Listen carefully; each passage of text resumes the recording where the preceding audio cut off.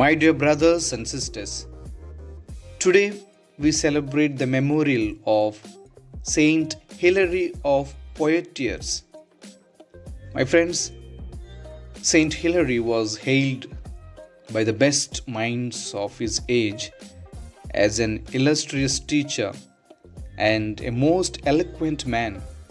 High praise from Saint Augustine and Saint Jerome, two of the greatest theologians the church has ever known. My friends, he lived in the 4th century and was born and raised in Gaul, what is now France. His family was not Christian, and Hilary came to the faith through intellectual study. His curiosity and reasoning led him to refute polytheism, and when he started seeking one God, he found Scripture, the story of Moses, where God's identity is revealed as I am who I am, captivated him, and he immersed himself in the other writings. He was baptized as an adult in his 30s. My friends, before his conversion, he was married and had a daughter, and his family followed him when the people chose him as Bishop of Poitiers. He adamantly refused his selection out of humility, but that just made the people want him more. As bishop, his learning served the people of his region and the church as a whole. He wrote a commentary on the Gospel of Matthew, which still exists, and was an effective orator and poet.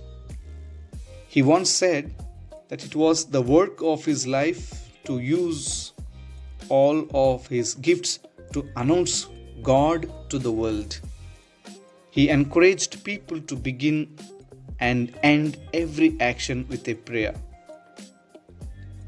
My friend, Saint Hilary fearlessly sought and defended truth, an important quality during his age, which was marked by the Arian heresy, a strain of thought that distorted the nature of Jesus. Because of his opposition to this heresy and the political forces behind it, he was cast into exile for 3 years. He departed from Poitiers with an attitude as though he were leaving for a vacation. He welcomed the dangers and hardships he would face and kept his attention focused on God alone. My friends, during his exile, he continued to write. One of his most important works from that time was about the Trinity. The earliest hymns we have in the Latin tradition can be traced to Saint Hilary. When he was restored to the Poitiers, he was welcomed with great celebration among the people. He was known as a gentle and friendly man, but was unflinching when he faced those who obstinately opposed the true faith. My friends, Saint Hilary died in 668 and was declared a doctor of the church, a title given to 36 saints who are known for elucidating the faith by their words or example. He is patron saint of children with disabilities for unknown reasons, mothers and sick people. His relics rest in the reliquary chapel in the basilica. My friend, Saint Hilary of Poitiers is the doctor of the church and the patron saint of children with disabilities.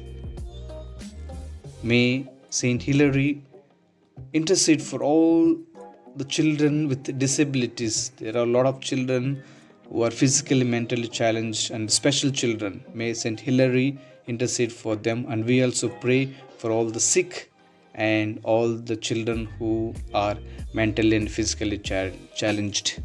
May God bless them and bless all of us. In the name of the Father, and of the Son, and of the Holy Spirit. Amen.